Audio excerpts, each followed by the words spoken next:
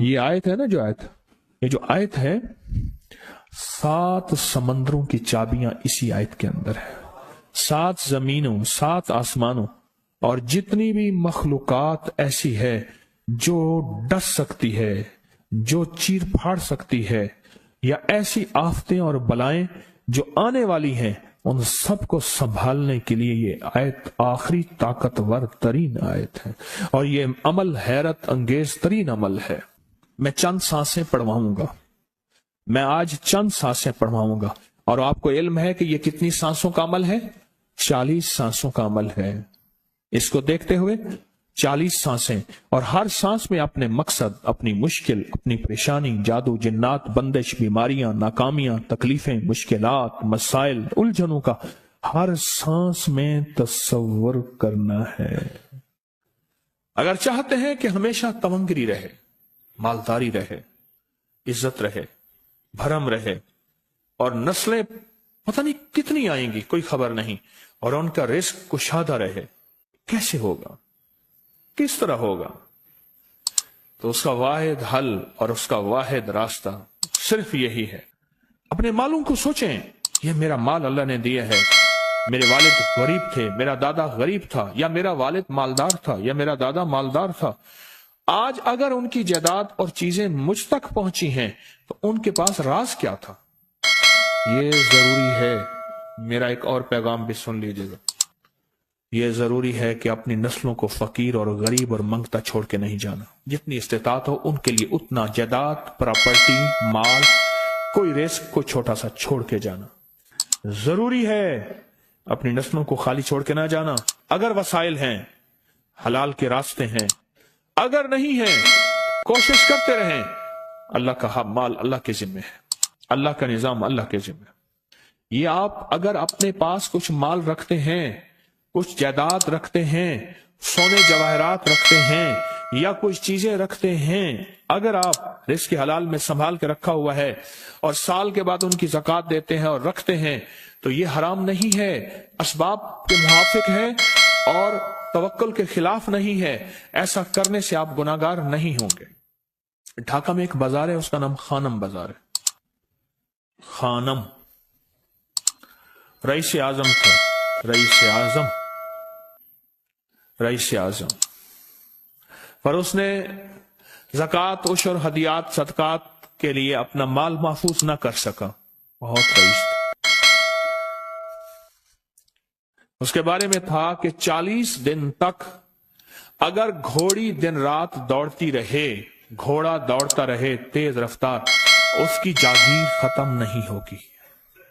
40 دن 40 راتیں، 40 دن 40 راتیں ختم نہیں ہوگی. باپ کے مرنے کے بعد بیٹی کو ایک چسکا پڑ گیا. وہ تھا کپڑے کے پھاڑنے کی آواز. کپڑا نا پھٹتا ہے تو اس کی ایک آواز ہوتی ہے، بس اس کو آواز اچھی لگتی تھی. تھانوں کے تھان آتے تھے، وہ سارا دن قیمتی بوسکی کے، کرنڈی کے اور قیمتی کپڑے پھاڑتی تھی، اس کو ٹکڑے کرتی تھی. اس کا مشغلہ تھا. اور بیٹے کو مشغلہ یہ پڑ گیا، اس وقت نئی دیا سلائی آئی تھی، یہ ماچس کی ڈبیاں، تیلیاں، وہ ماچس کی ڈبیاں اور تیلیاں جلاتا تھا. اس کا بارود کی بو سے اچھی لگتی تھی. بارود ہوتے نا، وہ بارود لگا ہوا تھا، تو 2 بارود آپس میں ٹکراتے ہیں، شعلہ نکلتا ہے، اس سے بو بھی نکلتی ہے، اس کو بو اچھی لگتی تھی. ایک وقت آیا کہ وہ خالی ہو گیا. اور خانم فارسی کا لفظ اصل میں، وہ ایک اس گلی بازار کے چوراہے میں کھڑی ہوتی تھی ایک جگہ اور بھیک مانگتی تھی، اور اس کے نام پہ خود بازار کا نام خانم بازار پڑ گیا. میں جھنگ میں گیا، پرانی بات ہے، ہمارے ایک مخلص ہیں ان کے ہاں، ایک چوک میں کھڑا تھا. تو وہ چوک سے ان کی گاڑی لینے آئی کہ آگے راستہ سمجھ نہیں آ رہا تھا. تو مجھے کہنے لگے آپ میری گاڑی میں بیٹھ جائیں. میں ان کی گاڑی میں بیٹھ گیا. مجھ سے کہنے لگے یہ جو چوک ہے نا، فلاں، میں نام نہیں لیتا، فلاں. اس کی اتنی جاگیر تھی کہ 3 دن 3 راتیں گھوڑی دوڑتی رہتی تھی، ختم نہیں ہوتی تھی. और फिर उनकी नस्लों में कोई ऐसा आया और खुद उसको कोई ऐसी चीज पड़ गई, एक वक्त था इसी चौक पे खड़े होकर भीख मांगता था। और एक दफा सख्त सर्दी थी, भीख मांग रहा था, सर्दी में ठिठर गया और ठिठर के तू मैं छुप गए जैसे आजकल सर्दी है। रात को वहीं मर के पड़ा था। सुबह उठाया, कुछ लोगों ने चंदा करके कफन दे के दफन कर दिया। मेरे हुजूर का फरमान है, अपने मालों को ज़कात के जरिए महफूज करो, महफूज कर लो। अगर महफूज ना किया, नस्लों में फकर और फाके, गुर्बत, तंगदस्तियां, फकीरी और मंगता होना नस्लों को देखे जाएंगे।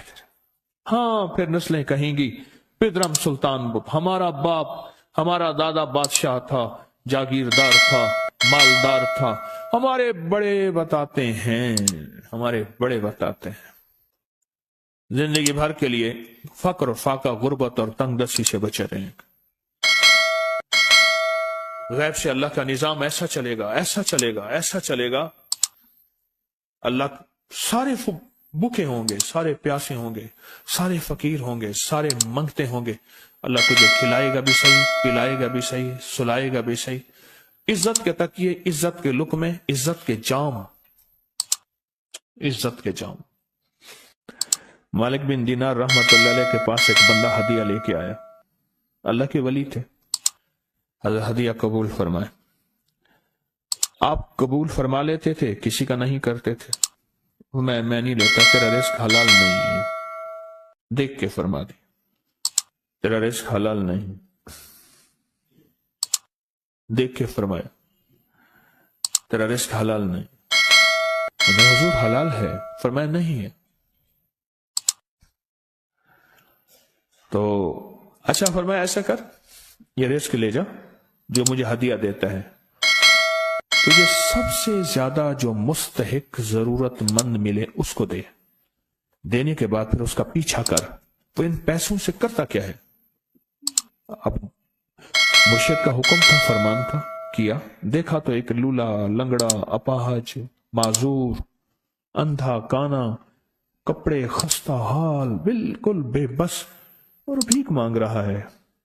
इसका दिल नरम हुआ और कहा कि इससे बड़ा जरूरतमंद फिर कोई नहीं है। उसको जाके माल दिया, पीछा किया। चलते चलते चलते उसने जाके ना आगे गया तो ना वो लूला था, ना वो लंगड़ा था, ना वो कंधा था, काना था, ना वो अंधा था, कुछ भी नहीं था, बिल्कुल ठीक ठाक हो गया। और ये हैरत से देख रहा है। करते करते जाके उसने उन पैसों से हराम काम किया। खामोशी से आ गए, आपका फरमान ठीक है, मैं अब ये मेरे पैसे ले, ये जाके ना किसी ऐसे बंदे को दे जो तुझे सबसे ज्यादा मालदार नजर आता हो, खुशहाल नजर आता हो, बेहतरीन नजर आता हो। अब पैसे ले लिए। अब देखा तो एक साहब है, बड़े कीमती घोड़े पे, लाजवाब पोशाक है और बहुत अच्छी हालत है उनकी, बहुत अच्छी हालत। सोचा कि हजरत ने फरमाया था कि सबसे ज्यादा खुशहाल को देना। उसको जाके पैसे दिए, उसने ले लिए। अब उसका पीछा किया। वो ऐसी दुकान पे गया जहां से राशन लिया जाता है। उसने थोड़ा थोड़ा राशन लिया और हैरान हो गया, इतना मालदार आदमी है, ऐसे राशन ले रहा है जैसे कोई बंदा रोज की आए रोज की खाए, इतना जरूरतमंद। उसका पीछा किया। एक पुरानी हवेली थी, एक पुराना महल नुमा एक घर था, टूटा फूटा। उसका जाके दरवाजा खटखटाया। अभी अंदर जाने ही लगा था तो इसने लगाम पकड़ ली। उसने देखा तो है तो वही जिसने आज मेरी मदद की है। कहा तुझे अल्लाह का वास्ता है, अब मुझे अपने हालात बता दे। तो कहने लगा तूने जिसका वास्ता दिया है और फिर तूने मेरी आज मदद की है, मैंने आज तक अपने हालात किसी को नहीं बताया। मैं रईस आज़म था। तिलकल अय्याम नुदाविलुहा बैनन नास। अल्लाह की तरफ से आजमाइश आ गई और फक्र, फाका, गुर्बत, तंगदस्ती खत्म, हर चीज खत्म हो गई। कई दिनों से मैं भी भूखा हूं, मेरा घोड़ा भी भूखा है, और ये मैंने कपड़े संभाल के रखे हुए हैं, ये एक लिबास है रखा हुआ है, बाहर इसी लिबास में निकलता हूं, किसी को यह शक ना पड़ जाए ये भूखा है, ये फक्र की हालत में है, ये गुर्बत की हालत में है। मेरे हाल से कोई सवाल का दरवाजा ना खोले, गौर से समझेगा। मेरे हाल से कोई सवाल का दरवाजा ना खोले, मैं ऐसा हाल बनाऊं लोग मुझे सवाली समझें, कि कुछ लोग जुबान से सवाली नहीं होते। मेरे आका का फरमान है, अपनी बीमारियों का सदके के जरिए इलाज करो। और सदका, ये सारा वाकया सुनाने का मकसद, तलाश करो, ज़कात तलाश करो, किसको देनी है, कौन जरूरतमंद है, कौन ऐसा है जिसको बज़ाहिर लोग मालदार समझते हैं, अंदर से खाली है, खोखला है। हुआ ये, एक खैर के काम के लिए पैसे जमा करने थे, खैर के काम, उस वक्त 24,000 था, बहुत बड़ी रकम थी, 24,000 मुझे चाहिए था। तो कहने लगे कि मैंने सोच के कहां से ले आए, है नहीं, रोज कमाता हूं, बच्चों ठीक हैं, घर पल रहा, दूध लाता हूं, बेचता हूं, एक निजाम है, मेरी सर्दी गर्मी बारिश तूफान की तरतीब चल रही है, कहां से लाऊं। कहने लगे, ख्याल आया ये मोटरसाइकिल न बेच दूं। फौरन उठा, मोटरसाइकिल ले गया, गालिबन मुझे बताया कि 28,000 का ये यामा मोटरसाइकिल बिका, और बेचने के बाद मैंने उठा के सारे पैसे 24 उधर दे दिए, बाकी रख लिए।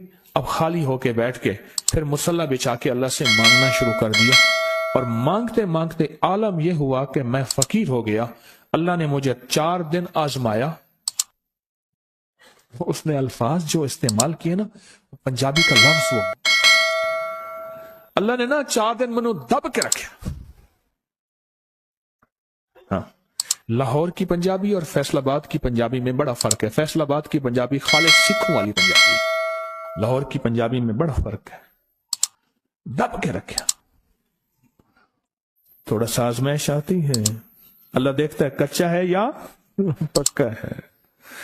कहा, बस उसके बाद मैंने अल्लाह से कहा, अल्लाह, तारिक बिन जियाद ने सारी कश्तियां जला दी थी, और कहा, कहो अब बताओ अपनी फौजों को कहां भागोगे, इधर भी मौत है, इधर भी मौत है, फिर लड़ते लड़ते मर जाओ, पीछे समंदर की मौत, ठीक, और आगे दुश्मन की मौत है, कश्तियां सारी आग लगवा दी, अब करो, बोलो क्या करोगे, बोलो क्या करो।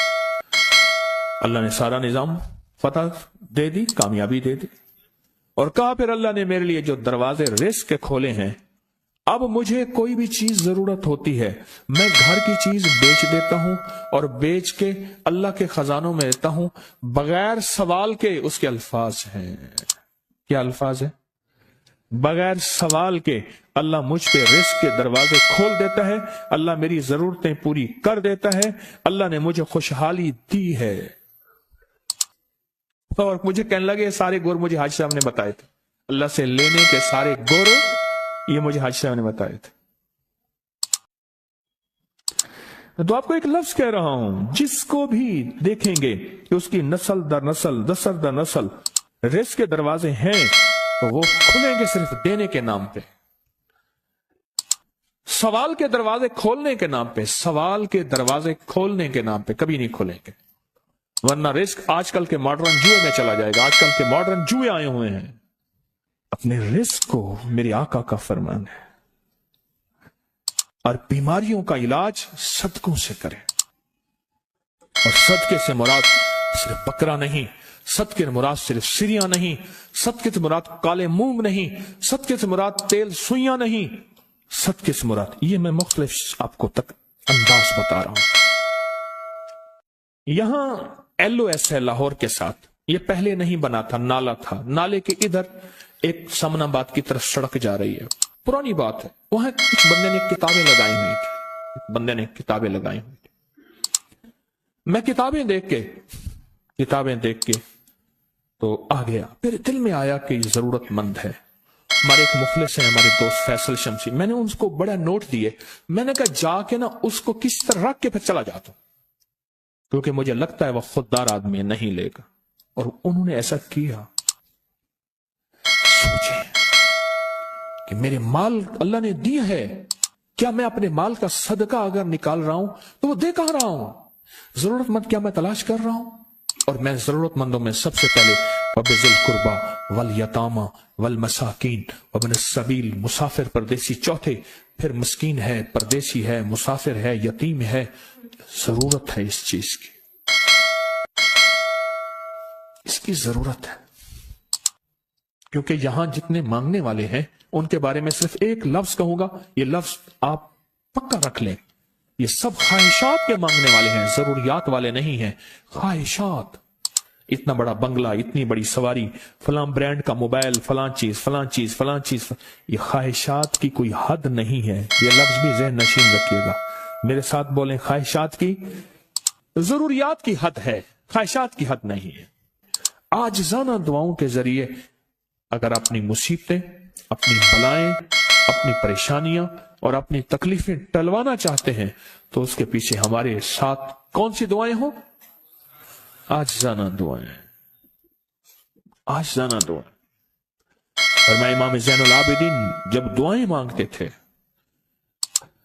اور ان کی دعاؤں کے اندر جو درد ہوتا تھا اور غم ہوتا تھا، اور ان کی دعاؤں کے اندر جو پلبلانا اور بلبلانا اور کرب اور تکلیف ہوتی تھی، فرمایا ہنستے اپنی ہنسیاں بھول جاتے تھے، سونے والے سونا ترک کر دیتے تھے، اونگنے والے اونگنا چھوڑ دیتے تھے، اور وہ بھی ان کے ساتھ رونے لگ جاتے تھے، ان کا رونا ہی اتنا تھا، وہ ہنسیاں تو بخشی بخشوائی تھی، اور ان کا نام زین العابدین، نام تو ان کا علی ہے، زین العابدین پڑا اس لیے عبادت کرتے کرتے کرتے وہ عبادت گاروں کے امام بن گئے۔ یہ تسبیح خانہ جو آپ کو راستے دے رہا ہے، تسبیح خانہ جو منزلیں دے رہا ہے، یہ راستہ، یہ منزل ساری کے ساری اس لیے ہے کہ اس منزل اور راستے کے پیچھے دعاؤں کی طاقت ہے، دعاؤں کی طاقت ہے۔ ان دعاؤں اور اعمال کو اپنے ساتھ ایسے سینے سے لگا لیں۔ ان دعاؤں اور اعمال کے اندر حیرت انگیز دنیا ہے۔ جب سے تسبیح خانے کے ساتھ نسبت ہے، دعاؤں کی کیا کیا طاقتیں دیکھی، دعاؤں کی کیا کیا تاثیر دیکھی، سنوں گا نہیں، بس صرف دل میں سوچیں، میرے سوالوں کا جواب دل میں دیں۔ دعاؤں کو کیسے آزمایا، خود ہی تو کہتے ہیں فلاں وظیفہ پڑھا یہ ہوگا، فلاں عمل کی، یہ دعائیں تو ہیں، ساری کیا ہیں؟ ساری میری حدیثیں، میرے آقا کا فرمان دعائیں، سارا قرآن دعائیں، ساری تسبیحاں دعائیں، اور سارے دل سے گڑگڑانے والے لفظ وہ جس زبان میں بھی ہوں، جس کلام میں بھی ہوں، وہ سب دعائیں ہیں۔ اللہ کو یہ مانگنا پسند ہے۔ اللہ کہتا ہے پھر وہ مصیبتیں جو کھجور کے درختوں سے نیچے آ چکی ہوتی ہیں، میں ان کھجوروں کو بھی، ان درختوں کو بھی، ان مصیبتوں کو بھی ٹال دیتا ہوں، اور وہ مصیبتیں جو تیری آنکھیں نے دیکھ چکی ہیں ان کو بھی ٹال دیتا ہوں، اور وہ بلائیں آفات جو زندگی میں تیرے سامنے ہیں ان کو بھی ٹال دیتا ہوں۔ یہ ساری بلائیں اور آفات اور یہ ساری تکلیفیں میں اس وقت ٹال دیتا ہوں جب تیری دعاؤں کی طاقت تیرے سامنے آ کے کھڑی ہوتی ہے، کیونکہ دعاؤں کی ایک طاقت ہے، دعاؤں کی ایک تاثیر ہے، دعاؤں کا ایک حصار ہے، دعاؤں کا ایک کوٹ ہے، اور دعاؤں کا ایک قلعہ ہے، اور دعائیں ایک ڈیفنس وال ہیں، اور دعائیں حفاظت کا نظام ہے، اور دعاؤں سے آفتیں، بلائیں، مصیبتیں، تکلیفیں ایسی ٹل جاتی ہیں۔